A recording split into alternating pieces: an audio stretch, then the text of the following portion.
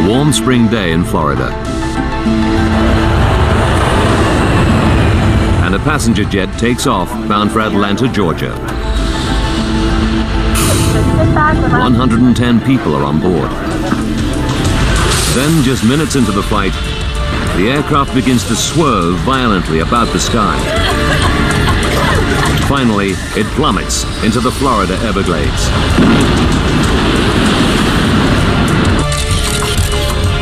The wreckage all but disappears into the alligator-infested swamp. The cause is a total mystery. Now, using advanced computer simulation, we reveal the facts behind one of America's most baffling air crashes and show exactly what went wrong on Flight 592. Disasters don't just happen, they're the result of a chain of critical events. Unravel the clues and count down those final seconds from disaster.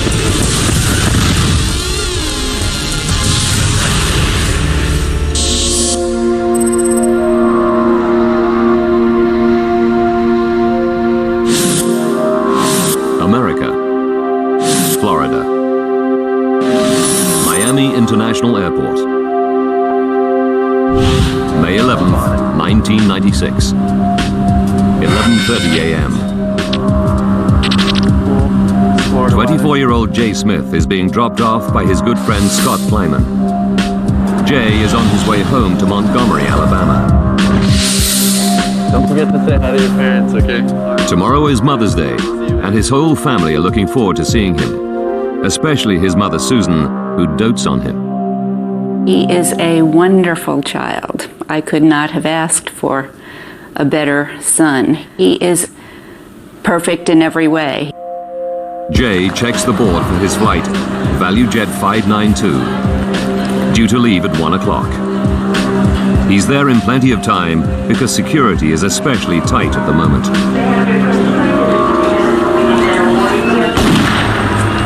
The 26th Olympic Games start soon in Atlanta, and already the FBI have arrested right-wing militants and discovered hordes of bomb-making equipment. Islamic terrorist Ramzi Youssef is also in the headlines. He's accused of trying to blow up the World Trade Center. The FBI believes that members of his gang could still be at large and ready to strike. Airliners are thought to be a prime target. Booked on the same flight as Jay Smith are Sue and Ron Carpenter. They got married just 3 days ago on a cruise ship in the Caribbean. Sue's brother, Mike, is delighted for them. She was never happier in her life, and I don't think Ron was either. They had common interest, enjoyed being together. They were such a good match. Also traveling to Atlanta, there are several children. Among them, Andrew Leonard, his brother Jeremy, and sister Tabitha. She turns 13 a week today. Final call for ValueJet Flight 592. In total, 105 passengers are about to board the aircraft. It's a Douglas DC-932, a twin-engine jet with a distinctive T-tail stabilizer at the rear. The DC-9 has been in service for over 3 decades and was once a mainstay of American domestic aviation. But its history is not without incident. Since 1966, 77 DC-9s have been lost, with more than 1,800 fatalities. Now 27 years old, this particular plane has clocked up over 68,000 hours in the air and is currently owned by the budget airline ValueJet. 1:25 p.m. Flight attendant Mandy Summers welcomes the passengers aboard. Her bubbly personality has earned her the nickname Mrs. ValueJet. She's only had the job for a few months, but she's hoping for promotion soon. She just knew it wasn't really where she wanted to be in her life. I guess she envisioned it as something more than it really was when she actually started. At the gate, ramp agents load the DC-9's forward cargo hold with passenger baggage, 23 kilos of US mail, and some aircraft parts, 3 tires, and several cardboard boxes labeled COMAT, short for company material.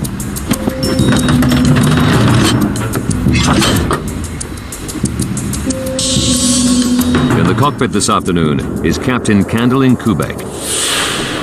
All right, Richard, how about a before-start checklist? She has 2,000 hours flying time on DC-9s. And within ValueJet, she's famous for her dedication to the job.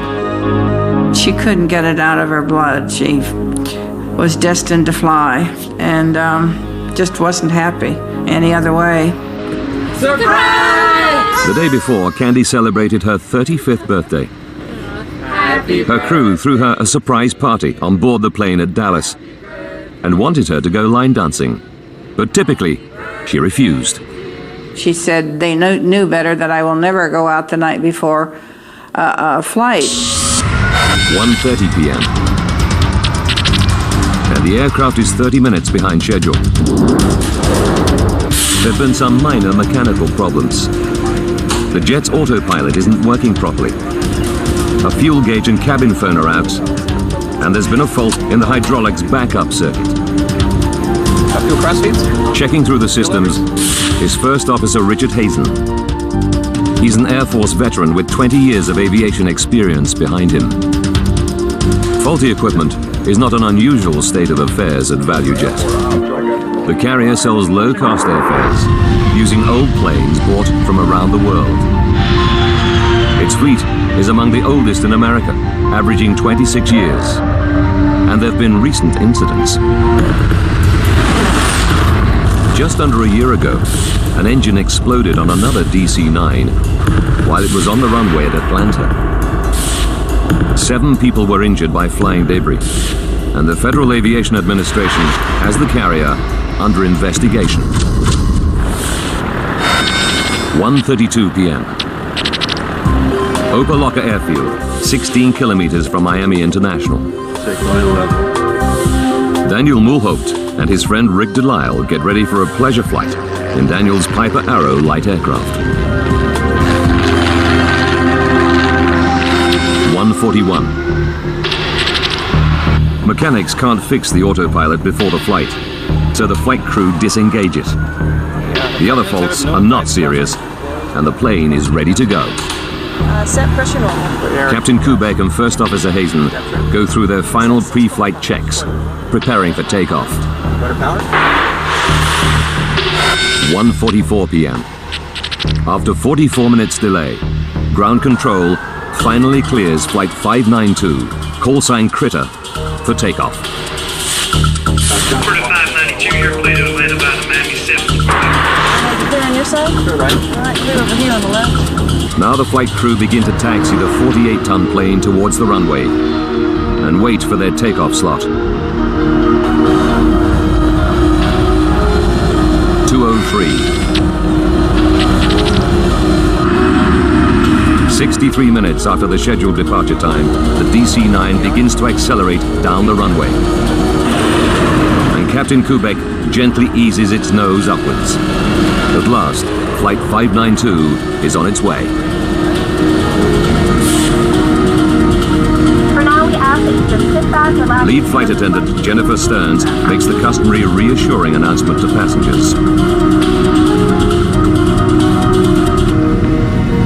Captain Kubek puts the plane into a climb, heading for its cruising altitude of 10,500 meters. Jay Smith and his fellow passengers sit back, relax, and prepare for the 92-minute flight to Atlanta.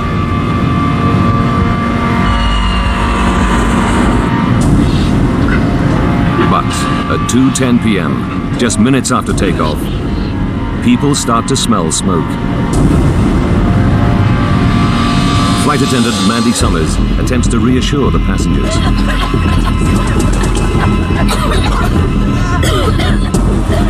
But the temperature is rising, and the smoke is getting thicker by the second. ValueJet Flight 592, with the carpenters, Jay Smith, and 107 other passengers and crew aboard, is in serious trouble. By 2:11 p.m., the situation is getting worse on board the DC-9 bound for Atlanta. Smoke is rising from the cabin floor, and it's getting thicker. At the same time, there's a problem in the cockpit. The pilots hear a loud bang on their headphones. What was that? I don't know. They know there's a problem with the plane's electrics because the battery charger has activated, trying to restore power. We're losing everything. Then smoke starts to seep into the cockpit. Critter 592, we need a V to return to Miami International. Turn left, heading 270. Descend to maintain 7,000. What kind of problem are you having? It's clear something is badly wrong. There's smoke in the cabin.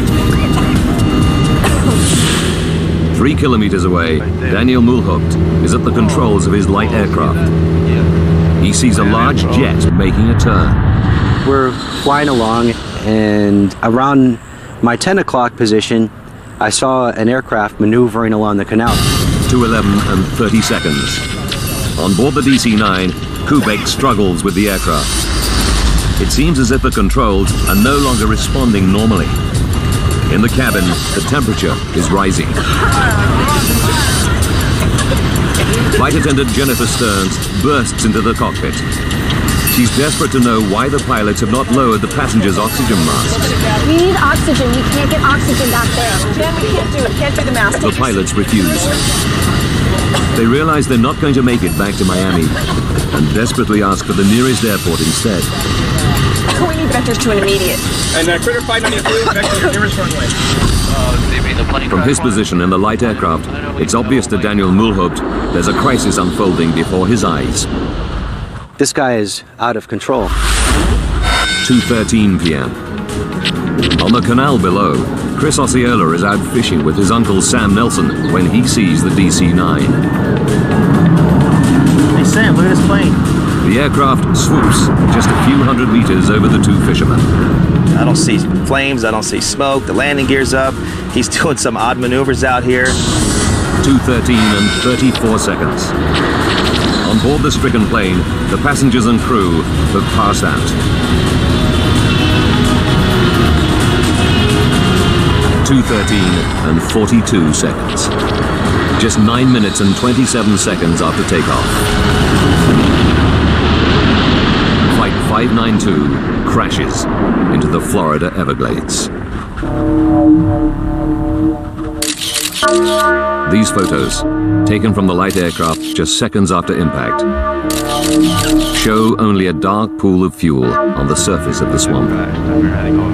From his plane, Daniel Mulhaupt radios ground control at Miami and tells them he's just seen a plane crash. He stays above the site to help the emergency services locate the spot.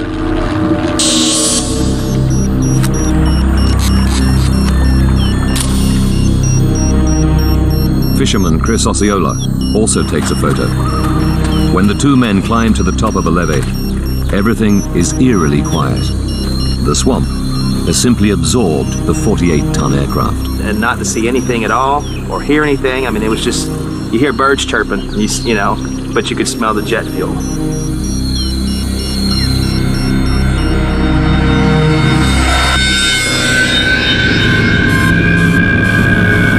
The crash site is 270 meters away from the nearest levee and 14 kilometers from the nearest road.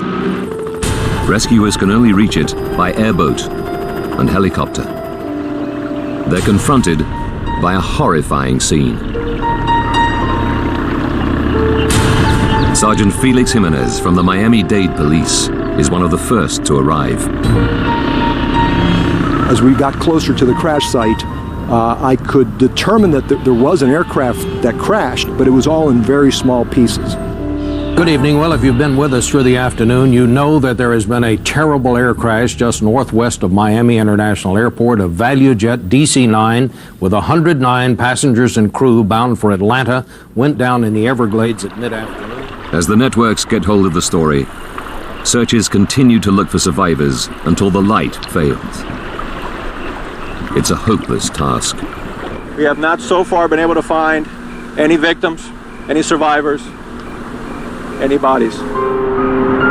Within hours, the dreadful news begins to reach the relatives. Susan Smith discovers the terrible truth about her beloved son in a phone call. There was horrible screaming, and I realized that it was my daughter. She told me that a plane had gone down coming from Miami.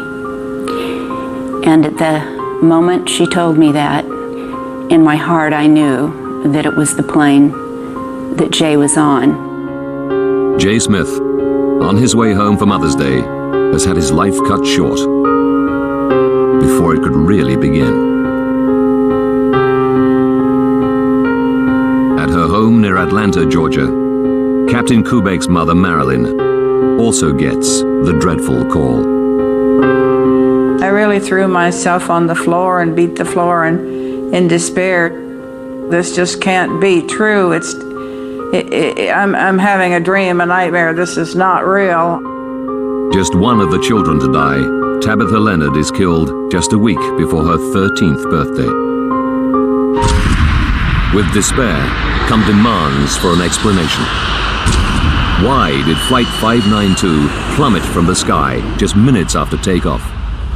Why were two such experienced pilots unable to save the plane?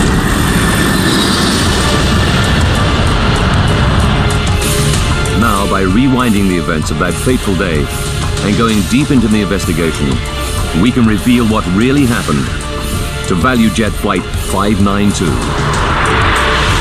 Advanced computer simulation will take us where no camera can go, into the heart of the disaster zone.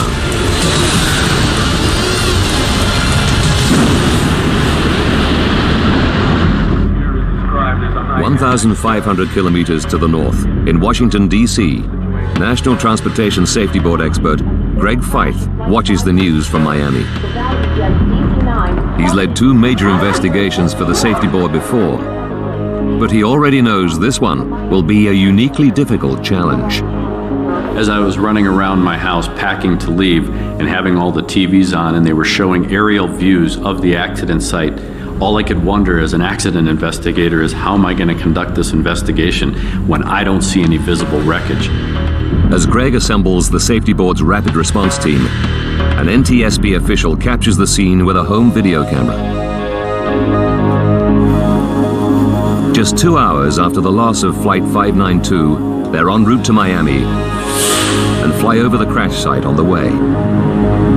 It's a sobering sight. Definitely not a lot of anything out here. With over 800 DC-9s in service, finding out just what happened is a matter of urgency. But with a crash site like this, Greg knows he'll have to build up a picture of what happened, piece by painstaking piece. All the information that you get, all the evidence that you develop is equal until such time is that the storyline, the facts support a particular storyline. The hole in the swamp is 40 meters long and 12 meters wide.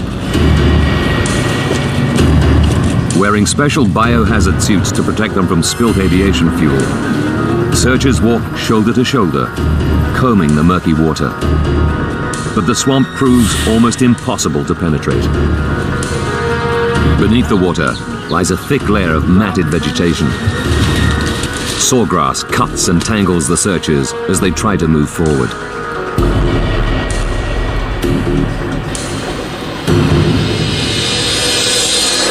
What is your full name, please? Jesse Lowell Fisher. And your occupation? As the search for clues gets underway, Safety Board experts make it a priority to interview the last person who spoke to Flight 592. What is your date of birth, please? Air Traffic Controller Jesse Fisher. Climb and maintain 7,000. They discover that the crew had reported smoke on board minutes before the crash. Smoke suggests one thing loud and clear: a fire somewhere on the plane. So the focus now becomes what's the origin of the fire that would create enough smoke for the crew to not only notice it, but have to report it. One answer could lie in ValueJet's all too recent history. Could this be a repeat of the 1995 incident? Could some kind of engine failure have led, even indirectly, to the loss of a second aircraft within a year? It's a frightening prospect. ValueJet alone have 47 other DC-9s in their fleet.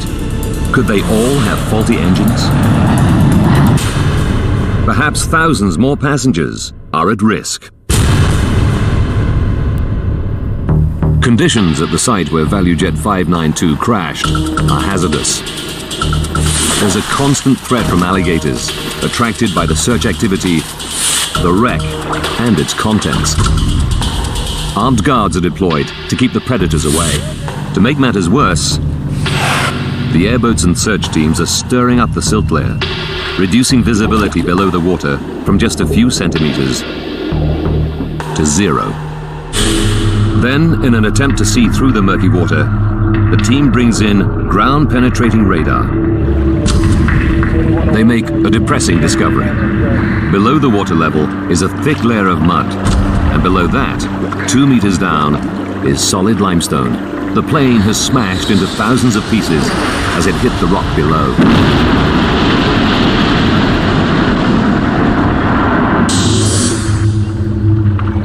The team starts to piece together all the recovered debris at nearby Kendall Tamiami Airport, where safety board specialists will examine it closely. But early analysis of the engine wreckage offers little hope of an easy answer. Plane debris, sawgrass and swamp mud have become buried deep in the engine casings. Craig Fife knows that this is only likely to happen if they were working normally on impact. While he can't rule out some sort of engine malfunction, it's looking less likely as the cause of the crash. Solving the mystery will require all the experience the NTSB have to offer. So senior board members like John Golia, a DC-9 expert, are drafted in. Even for him, the huge loss of life is hard to accept. You still feel the pressure on your emotions, knowing that 110 people have died right in this area where you're working, where you're recovering pieces. And it does eat on you. For all the investigators, the search for clues is a grim task. Every time I went out to the accident site, knowing that there were a lot of children on this flight, and you see the remnants, it was very emotionally, it's very heart-tugging. It was very, very difficult every single day. Gradually, the relatives and public learn the full horror of the tragedy.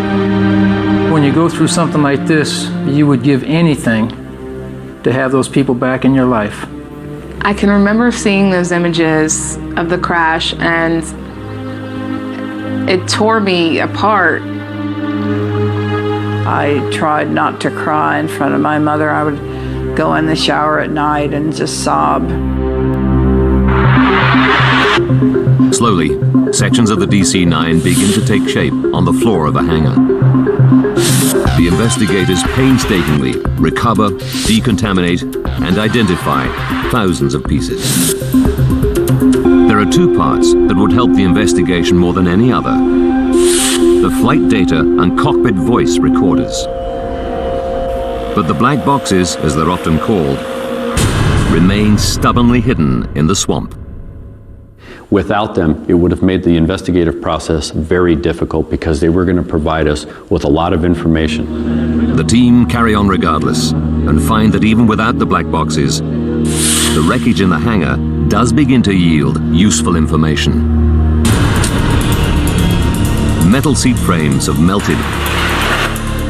Carpets and fuselage coverings have burned intensely. It becomes clear that the smoke that First Officer Hazen reported has indeed come from a devastating fire, one hot enough to melt aluminium. They estimate temperatures in the cabin area must have reached at least 815 degrees Celsius.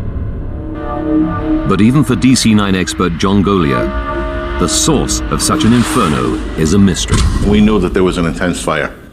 What that meant, how that happened, was eluding us. Then, as one of the police teams fans out across the muddy pools of swamp water, an officer steps on something solid. A moment captured on camera. It's the FDR, or Flight Data Recorder, a major find. Hot damn, we got a box. If the box survived the crash intact, it'll provide the team with key technical data from the flight, including airspeed, altitude, and the plane's movements in the air. Crucially, it'll tell them whether the plane's engines failed. But when technicians and officials at NTSB headquarters in Washington get their first look at the flight data recorder, they're not optimistic.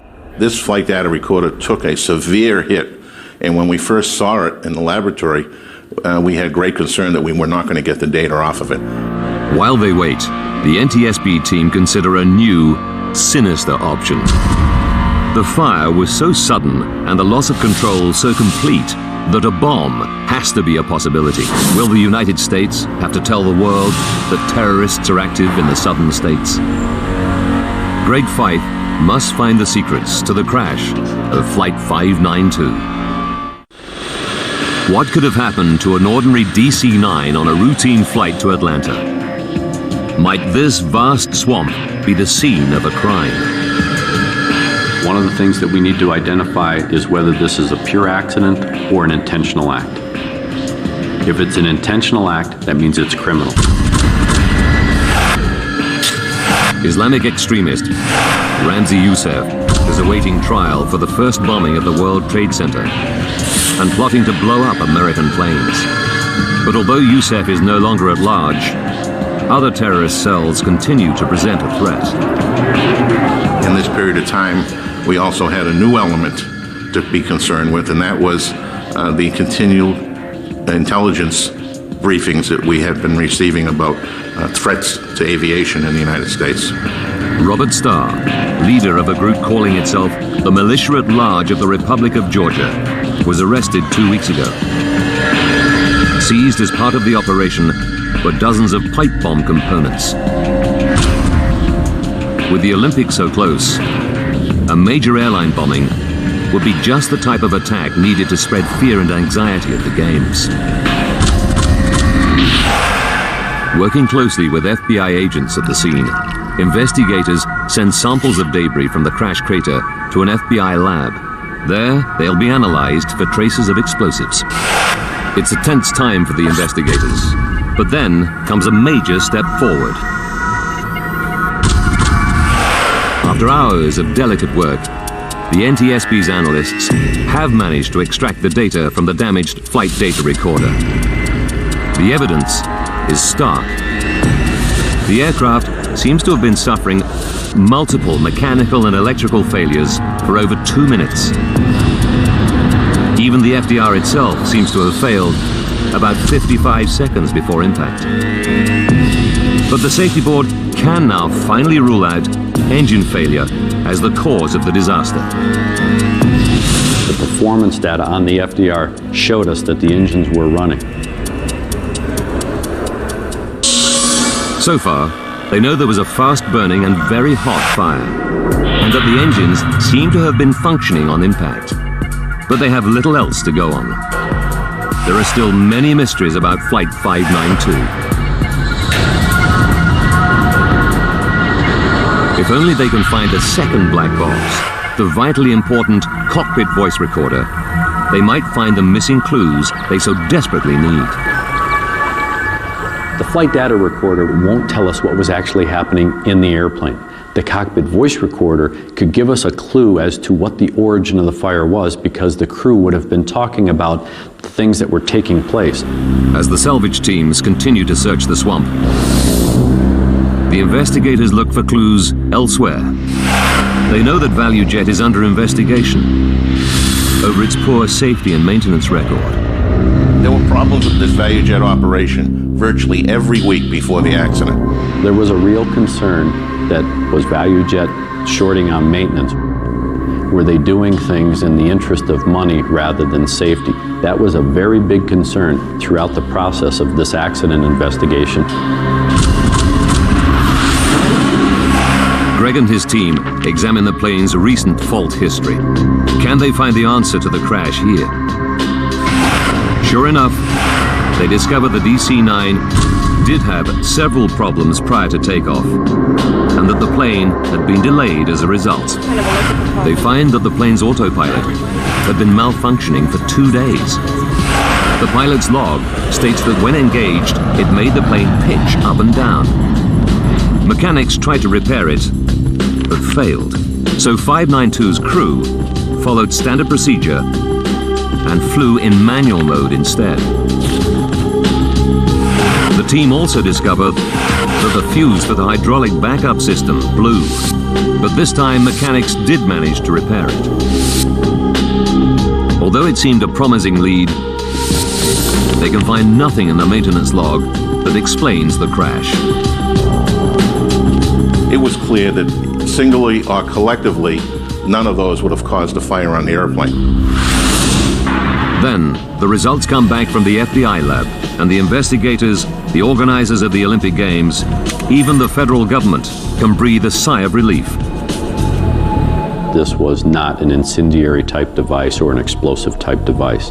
That put the fear aside for us as investigators that we were going to be looking at it from a different perspective. They can now rule out a terrorist attack as the cause of the crash. But Fife is still no nearer to solving the mystery.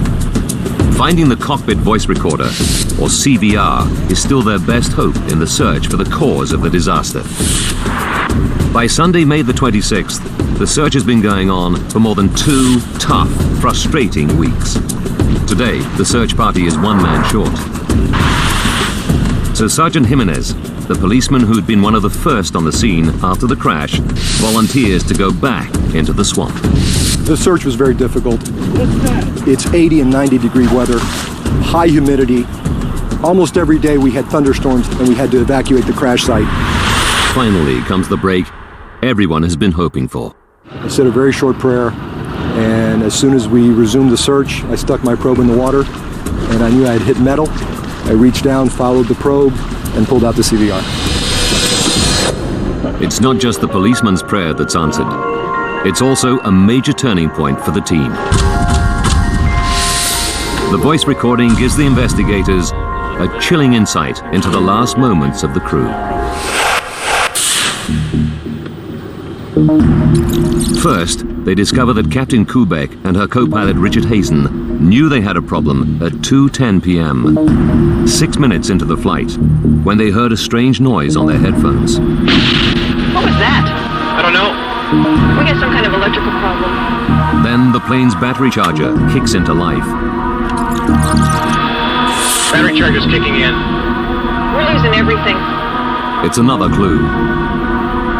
The battery charger would start if there was a loss of electrical power. Could an electrical fault have caused the fire? After all, the DC-9 was 27 years old and carried kilometers of cabling.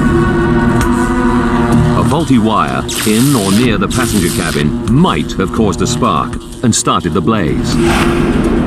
It's a long shot because pinpointing such a short circuit is extremely difficult. But spurred on by the cockpit conversations and the FDR record, Greg tells the investigators to probe the remains of the wiring and the circuit breakers. Much of the wiring has been badly damaged or completely destroyed. The rest is in bits on the hangar floor. But for the team, there could still be clues to be had. Because it's broken in 10 places, that doesn't mean it's not going to tell you a story. Every one of those pieces, when you decide to look at them, has a story to tell. But try as they might, they can't find any evidence for a short circuit. It's another dead end. Once more, they return to the cockpit voice recorder. We need oxygen. We can't get oxygen out there. Nearly 3 minutes before the crash, flight attendant Jennifer Stearns opens the cockpit door. It's clear that the passengers in the cabin are the first to be overcome by smoke. To Fife, this places the fire somewhere behind the pilots. The investigators at Kendall Tamiami concentrate on the area around the jet's passenger cabin. What they discover is shocking. The fire was so intense here that the floor has literally melted away. Could something beneath the passengers' feet, possibly in the forward cargo hold, have started the fire? It's an unlikely scenario. This compartment is officially known as a Class D hold. Completely airtight, it also has a fireproof lining. Any blaze here should quickly burn itself out through lack of oxygen. But Fife decides to check it out anyhow. We had to go back to the manifest. We had to see what was in that forward cargo hold. The safety board studies the paperwork to see if the forward hold contained anything suspicious. It indicates that in the hold were 28 kilos of mail and some passenger baggage. But with a bomb or incendiary device already ruled out, investigators move on. The manifest also shows 2 consignments of aircraft parts in the compartment. Instantly, they see something suspicious. 3 tires from another DC-9. For transportation, tires should be filled with nitrogen and underinflated or they can burst. An oversight here could possibly be the cause of the disaster, but the records show that the ground crew followed correct procedure. Another promising lead has gone nowhere.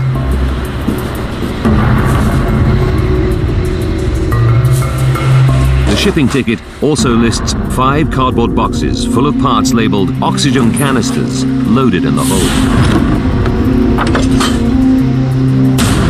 At first, Greg and his team have no concerns. They think they're empty steel oxygen cylinders as fitted to many different kinds of plane. But then, the whole investigation takes a dramatic turn. These are not simply oxygen cylinders. In fact, they're chemical oxygen generators. Small metal canisters containing a volatile and potentially hazardous mix of compounds. Investigators are horrified. That changed the whole complexity and complexion of the investigation.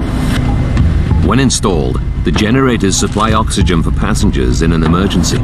They're attached to a face mask with a thin rope that connects to a firing pin. If passengers pull down on the masks, the pin is released, starting a chemical reaction which produces oxygen. During use, the generator's surface temperature can reach 260 degrees Celsius. Could the spare generators housed in the hold have somehow activated and burst into flames? There's just one problem with this theory. The shipping ticket lists all the generators as empty, so they couldn't have been hazardous. Or could they? Investigators interview staff from ValueJet's maintenance company, Sabertech, based in Miami. They discover that the generators in the boxes on board Flight 592 had been removed from 2 McDonnell Douglas MD-82 jets because they were out of date. The rules for disposal are clear. They should either be activated and disposed of properly, or made safe by fitting small safety caps over the firing mechanism. Sabertech produces work cards confirming that the generators were properly dealt with. But then comes a remarkable discovery. Salvage teams recovered 28 of the generators from the swamp, 18 almost intact.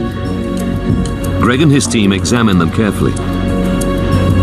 To their amazement, they discover that 9 of the 28 show signs of activation. At least some of the oxygen generators could not have been empty as the shipping ticket said.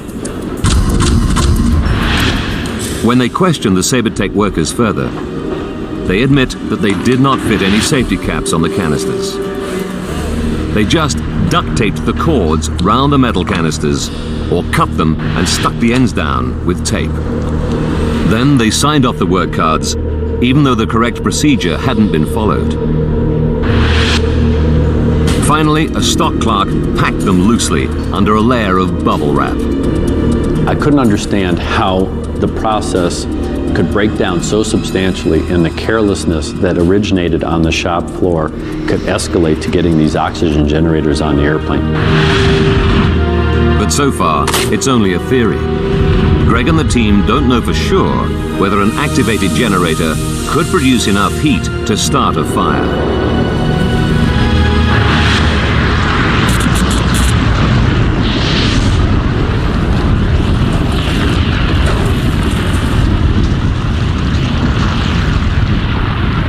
At this point in time, nobody really had a good understanding of what happens when these oxygen generators start producing oxygen.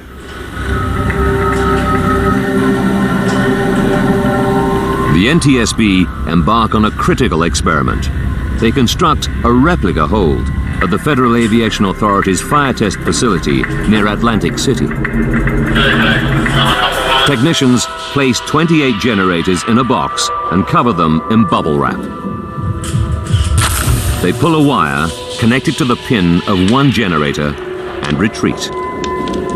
They have high hopes, but the generator heat produces just a small fire and a little smoke. None of the other generators activates, and the box doesn't catch a light. Greg's theory doesn't seem to be standing up. That first test was discouraging. You tend to start to question, are we really going down the right road? With the public, the airline industry, and friends and families of 110 people pressing for answers, the NTSB are facing a crisis.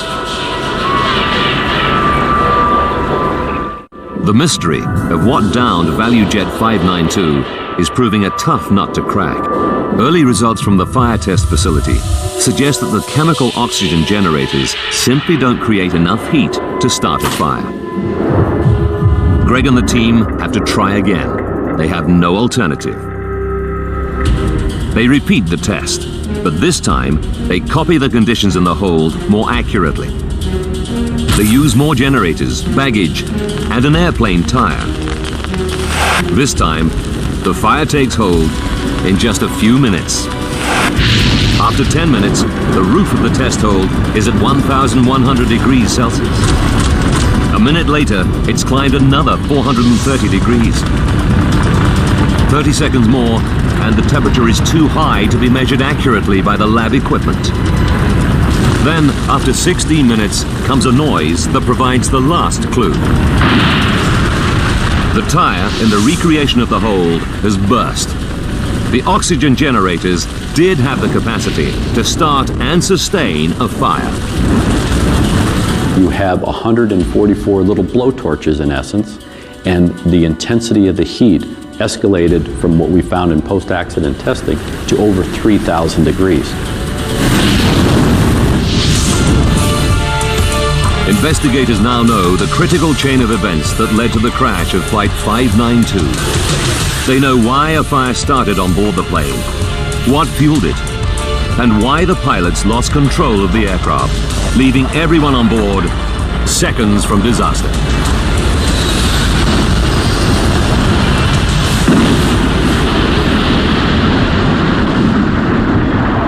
May 11th, 1996.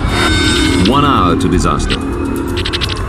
A SaberTech driver pulls up at gate G2 at Miami International Airport with ValueJet cargo for Flight 592. Inside the boxes are 144 out-of-date oxygen generators, loosely packed. A ramp agent places them around a large airplane tire. The pilots are unaware that they have a dangerous load on board. 30 minutes to go. As the plane taxis to the runway, the loose packing and unsecured cargo jolts one of the generators into action. It begins to heat up. 11 minutes to disaster. The plane taxis to its takeoff position. In the hold, the surface of the metal generator gets hotter and hotter. Soon, the heat ignites the cardboard box and bubble wrap, and the blaze begins. 10 minutes to disaster. Flight 592 takes off from Miami Airport. Even though the hold is airtight, the fire is now blazing fiercely, sustained by the oxygen produced by the generators. 3.5 minutes to go. The sound heard by the crew is one of the tires in the hold bursting, just as it did in the lab test. The battery charge is kicking in. We're losing everything. The battery charger can't help the stricken jet, as the fire is consuming everything in its path, including the control cables that run to the rear of the plane. Captain Kubek begins to lose control of the aircraft. 10 Temperatures in the hold have now reached more than 1,650 degrees Celsius. In the cabin, passengers are becoming desperate as they choke on the toxic fumes. We need oxygen. We can't get oxygen out there. Flight attendant Jennifer Stearns rushes into the cockpit. But the pilots refuse to drop the masks, knowing that oxygen would only make the fire worse. 1 minute from disaster, the cabin floor burns and begins to give way. 7 seconds to disaster. Now no one is in control of the plane. The crew are probably unconscious, overcome by toxic fumes given off by the aircraft's interior fittings. Seconds later, Flight 592 nosedives into the Florida Everglades at 800 kilometers an hour.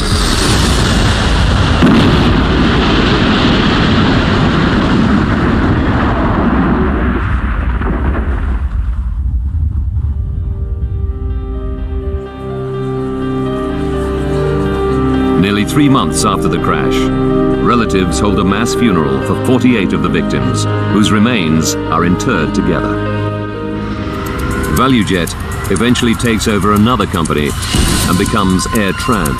Sabertech is fined $500,000 for its part in the tragedy, but goes out of business before the money is ever paid.